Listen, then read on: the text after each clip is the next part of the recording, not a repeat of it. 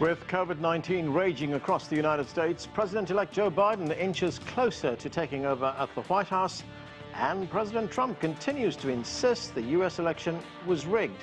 Hello, I'm Arnold Nigel, and this is The Heat.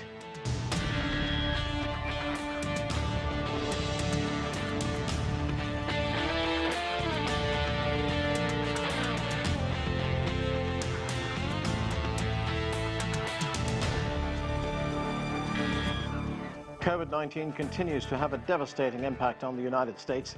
About 15 million cases have been reported in the U.S. and more than 283,000 people have died. Meanwhile, President-elect Joe Biden continues to build his team as he readies to take over at the White House on January 20th. And President Trump continues to fight against what he calls a rigged election, and he was back campaigning for Senate candidates in the state of Georgia over the weekend. Well, let's go to our panel right now. Joining us via Skype from Washington is Douglass Sloan. He is a principal with National Capital Strategy Group. Also with us from New York via Skype is Neil McCabe. He is National Political Correspondent for the Star newspaper group. And also joining us from New York is Aaron Maté. He is the host of Pushback with Aaron Maté on the Grayzone. Welcome to all of you. And Douglass Sloan, let me start with you. And we look at these COVID-19 figures, and they're going in the wrong direction. There are now 15 million cases reported in the United States, with more than 282,000 deaths. Joe Biden, who will be inaugurated as president in just a few weeks, says he's going to ask people in his inaugural address to wear masks for 100 days. Let's listen to what Biden had to say. I'll do everything in my power as President of the United States to encourage people to do the right thing, and when they do it, demonstrate that it matters. That's why I said in my inaugural speech, I'm going to ask people to commit for 100 days to wear a mask. Douglas, Biden is putting together his health team, his medical team, but isn't precious time being lost here when the incoming candidate and the outgoing president should be working together? Absolutely. The holdup regarding the GSA's when Trump's refusal to allow Biden to coordinate with HHS and coordinate with the medical doctors and everyone within the Trump cabinets to ensure a smooth and seamless transition has definitely caused some issues and will cause some problems going forward. A lot of this could have been, a lot of this could have really just been dealt with if Trump, even if he wasn't going to concede the election, simply allowed Biden's people to coordinate with his medical experts, coordinate with HHS. We're in the middle of a nationwide, a worldwide pandemic, and every moment lost, every delay that we see coming forward costs lives. And so it is unconscionable that we are dealing with this holdup. And thankfully, we have finally seen the transition start to move forward. We're finally seeing some cooperation from the Trump camp with Biden's people. But absolutely, any delay has caused problems and will cause problems going forward. So I'm just happy now that we did get the consignment from a GSA, that we do have some movement going forward between the two camps. But really, that was an unnecessary delay, and we don't want to see any more delays going forward, given that we are in the middle of a worldwide health pandemic.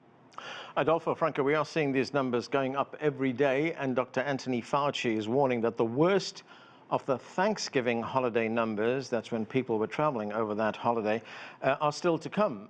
Shouldn't President Trump have a more visible role in fighting this pandemic, in joining together with Joe Biden to combat the virus?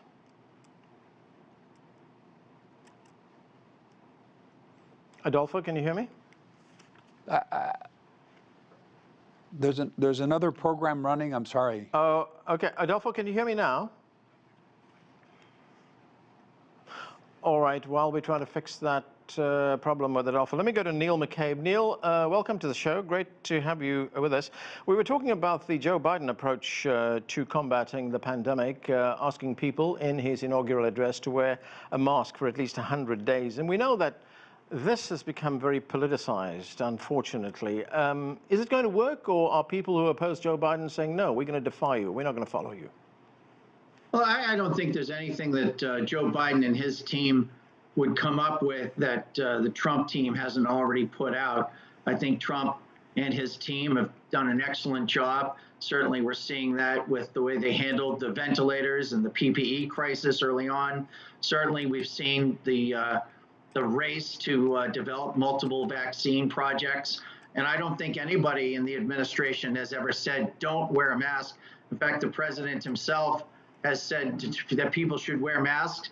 And when he visits hospitals or whatnot, he does not wear a mask. I think that obviously it's important that Biden, weighs in. He's a public figure. He's not yet the president-elect. The news media have declared him the incoming president, but constitutionally and by law, he is not the president-elect. He is a guy who claims to be president, and when the Electoral College makes that decision, well, then we can move forward. But until then, the President of the United States is Donald Trump. Neil, you say President Trump has done an excellent job, but the numbers tell us something very different. 282,000 deaths in the United States, 15 million people with the virus right now. In fact, the United States is among the worst countries in the world right now when it comes to fighting the virus.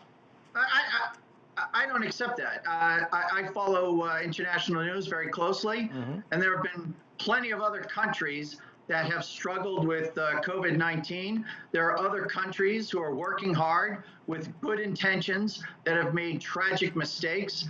There have been people in this country, such as Governor of New York, Andrew Cuomo, who is personally responsible for the death of thousands of people, that he literally ordered people COVID positive into nursing homes to mix with people who had not yet been infected. I'm not sure that President Donald Trump should be on the hook for mistakes that Cuomo made. And certainly when you compare the United States to what's going on in other countries, the United States is doing very well. I know there's an emphasis on cases, but I think that we've done a lot to treat. We've learned to treat the disease, and I think the fatalities are way down. Yeah, Aaron Mate, what are your thoughts on this? I mean, we can hear how the politics has got involved in this. I mean, to what extent are the political differences between Donald Trump and Joe Biden undermining the effort to combat COVID-19? Well, the politics makes it hard. For example, on a simple issue like wearing masks, when you have Donald Trump, he was pretty vocal against wearing masks. He flouted them, and he ended up getting COVID, as did many people in his inner circle. And I think that his hostility towards masks has made that issue politicized, and it has made a difference. And I hope people listen to Joe Biden when he comes in, when he encourages people to wear masks. But there are bigger issues than these candidates, and there are bigger issues than individual people like Donald Trump. I don't think Trump did a very good job, but it's true he's not solely responsible for this. The previous guest also mentioned Andrew Cuomo, who I think does deserve some blame. But then there are systemic issues that no individual can really tackle. You have a country with privatized patchwork health care where millions of people don't have access to health care. You have a Congress that has not stepped up to meet people's needs, hasn't provided people with stimulus checks in a long time, isn't stepping in to give people health care. And those problems go beyond Trump or Joe Biden. And unless they're tackled, unless there is an answer that can be provided to the extreme impact of lockdowns, giving people the money they need to survive, no one's going to be able to solve this problem. All right, I think we can go to Adolfo Franco now. He is an attorney and Republican strategist. Adolfo, I hope you can hear me right now. I can hear you perfectly now. Great. Well, we're already having a pretty robust discussion on how President Trump has handled the pandemic and how Joe Biden plans to handle it. What are your thoughts on that? I mean, if we look at the numbers, as I mentioned before, 282,000 deaths in the United States, 15 million cases. Dr. Anthony Fauci warning that the worst is still to come because we haven't seen the impact of the travel during the Thanksgiving holidays. What do you think? Well, I frankly think the president has done a phenomenal job. This is a pandemic. It's global. It's just like to look at European countries that have, by the way, gone through several lockdowns and are still, cases are surging and their fatality rates are higher than they are to the United States. There are challenges. Nothing's been perfect, but I didn't hear the previous guest, but I can tell you that 40% or more of the deaths in the United States are in nursing homes. And of course, this is a tragedy, but that has nothing to do with lockdowns. That could have been handled, I think, maybe a little bit differently. And they certainly have been, the culprits have been, unfortunately, a couple of Democrat governors, Governor Murphy of New Jersey and Governor Cuomo of New York, that have been really responsible for this. But aside from all this, the key is this: the president's warp speed initiative to get the vaccines, which we're on the cusp of getting. I can tell you, I've been in Washington 40 years. It took an outsider, an individual like Donald Trump, to make this happen. I really do not believe, frankly, another Republican, and much less a Democrat, would be where he is today, or we are as a country today, had he not had the pressure to cut the red tape responsibly and push this initiative. I think when the history is written of this presidency, whether it's 4 or 8 years, it will look back as a president who transformed government and has tried to make government work more like the private sector. So I think that has been his biggest contributions. I don't believe we would have vaccines available this month had Donald Trump not been president. Douglass Sloan, what is your response to what you've just heard? That Donald Trump has done, we heard, an excellent job, a phenomenal job. We've also heard that he's done a lot to bring this vaccine to market very quickly, and we have to admit that he has. Operation Warp Speed has worked, hasn't it?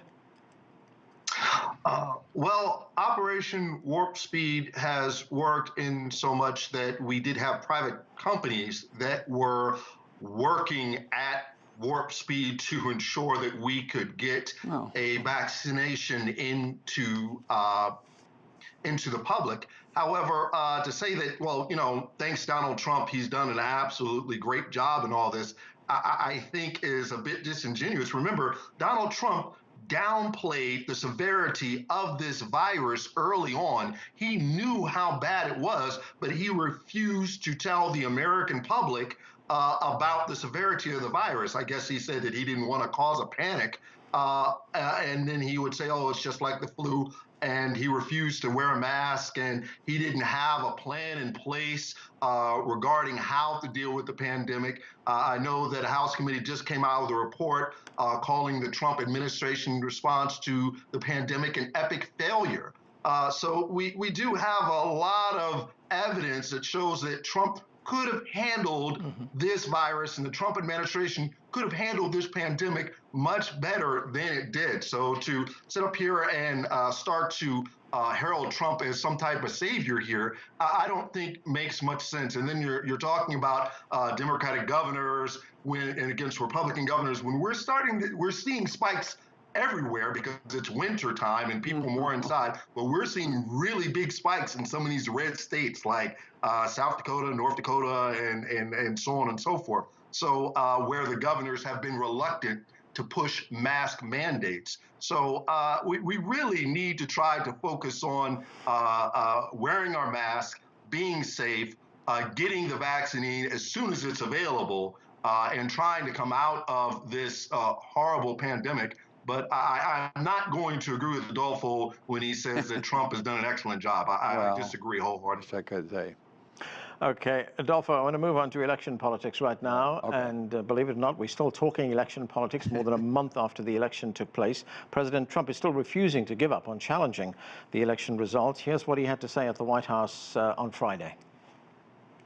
Now, this was like from a third world nation, and I think the case has been made, and now we find out what we can do about it. But you'll see a lot of big things happening over the next couple of days. Sorry, that was the president speaking today. Adolfo, why is the president still fighting what appears to be the inevitable, that Joe Biden is going to be the president?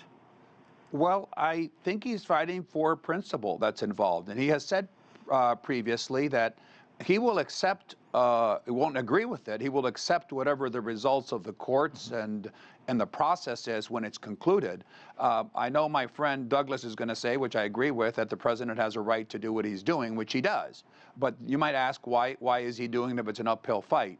initially in this conversation on these programs, and I'm always be delighted to be on here with you, initially the Democrats argued there was no fraud. That was the headline of the New York Times, no fraud.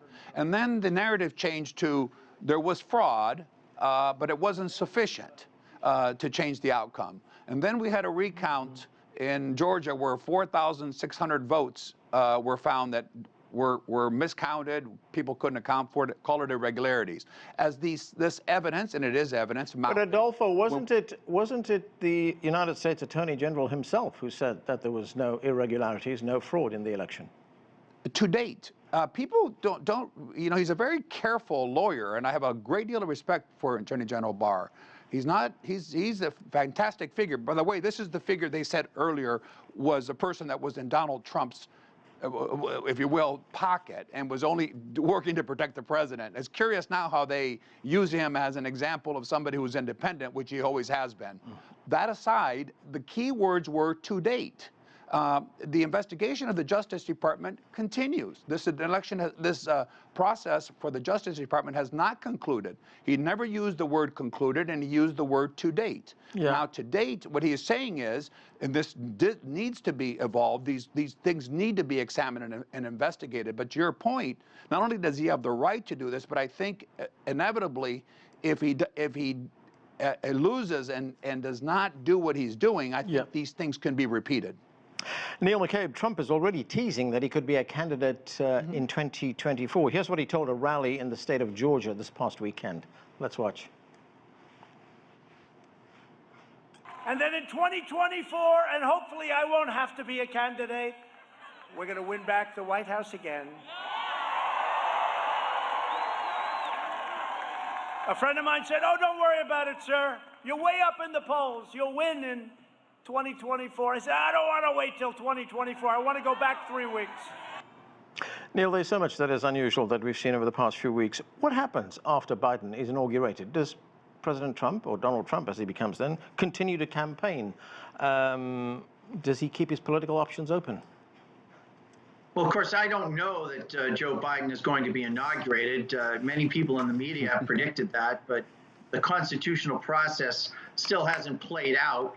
Having said that, there are a lot of Republicans who should have been working to reelect President Donald Trump who didn't. And those Republicans, when they think they're going to be running in 2024, they're going to find the big dog is already there in place. There's no way that Donald Trump, if he is cheated out of 2020, there's no way that he doesn't come back in 2024 and win the nomination. In fact, you're going to see a very energized and motivated Donald Trump in 2022 in those midterms. Yeah. And so there's going to be a red wave that is going to shock people if the people who don't see it coming.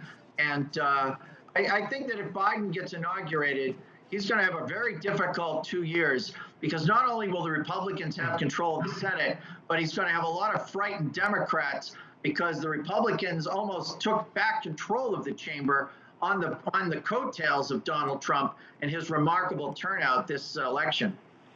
Aaron Maté, what do you see happening? Will Trump try to undermine Biden in the White House? We also have to remember that 74 million people voted for Donald Trump.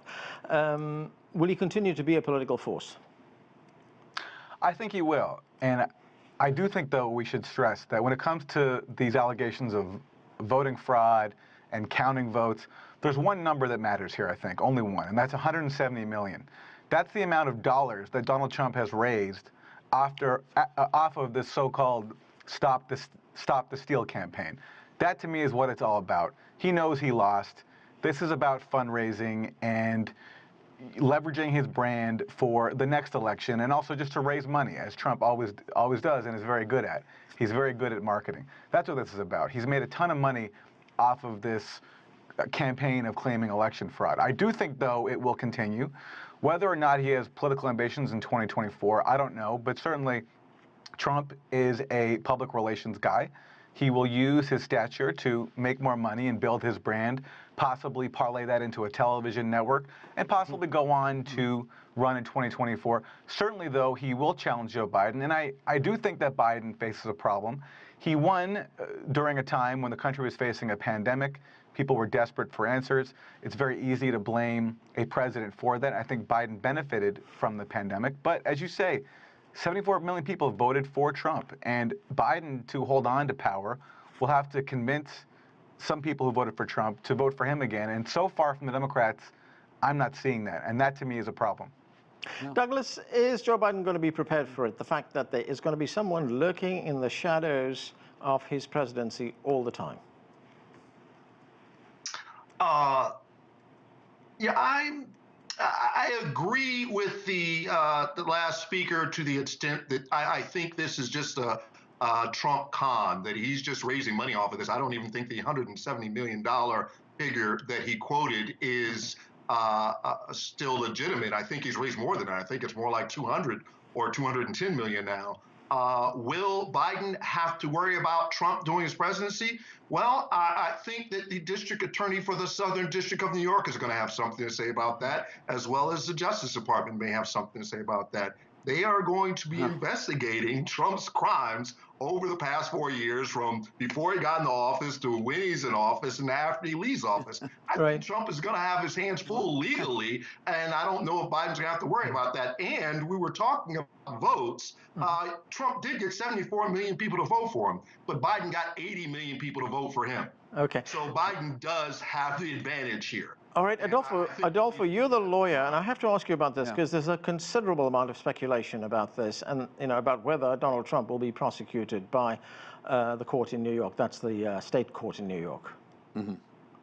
Well, there is an investigation ongoing, but I find it curious. My friend Douglas on this. For 4 years, there was railing against Donald Trump, saying that he was going after political enemies, and then this country, when you lose an election, this is referring to Hillary Clinton, you don't, remember the lock her up and crooked Hillary, you don't go after your political enemies, you don't use the system, and now the Democrats are chomping at the bit to try to have, as Douglas just said, crimes, already conclusion, crimes investigated and go after Donald Trump. That's what they will do.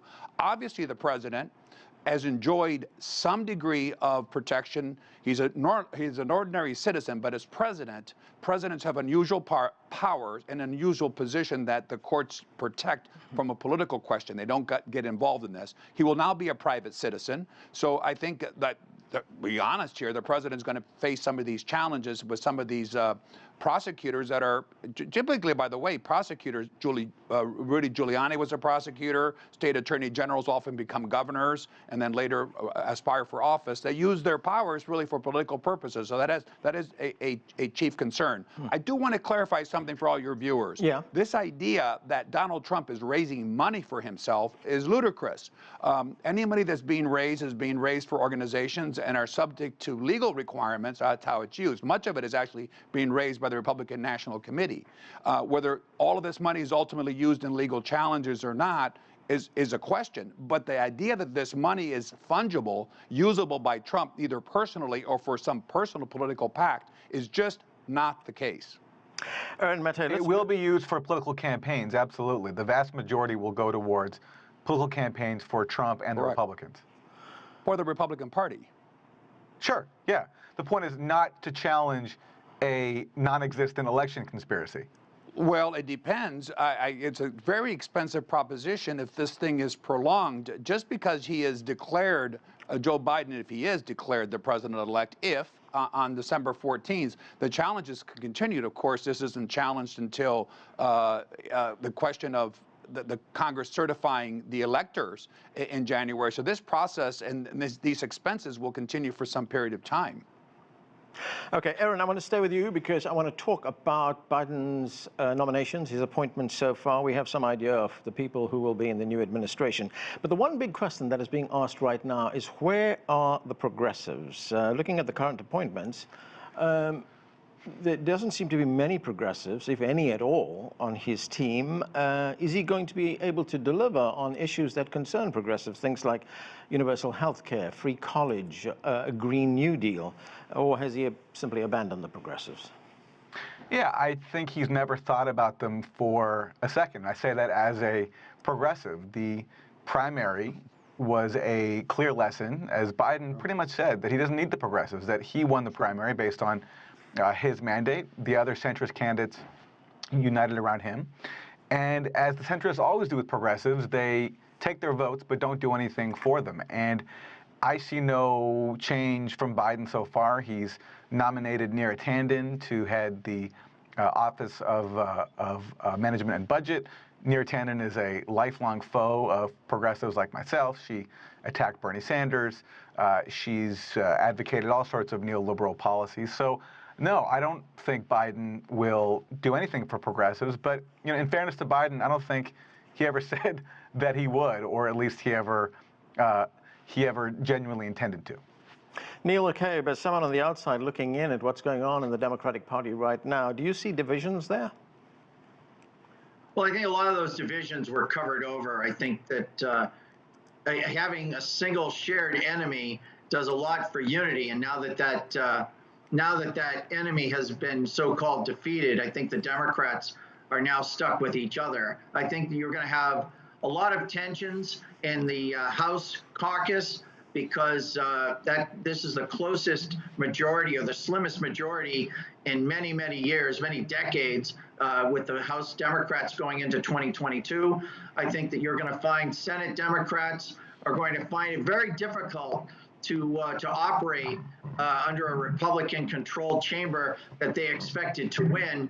And then, of course, the progressives, they're the ones who are marching in the streets. Yeah. They were the ones who were donating the money, holding the signs. They were the energy. Okay. They were the animation. And I'm not sure they got anything close to what they expected to get so far. Okay, Douglas, I've got about a minute left. Are we seeing ruptures now in the Democratic Party as Joe Biden gets ready to take office?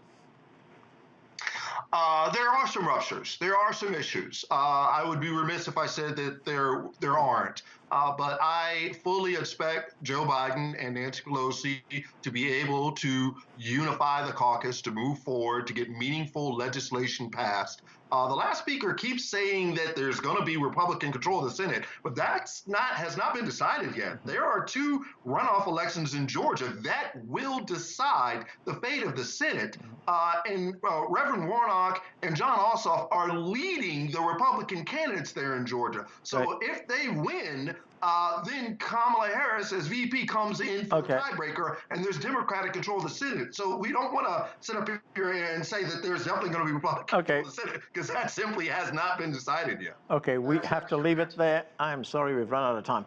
Thanks to all of you for joining us. That's it for this edition of The Heat. Join us again next time.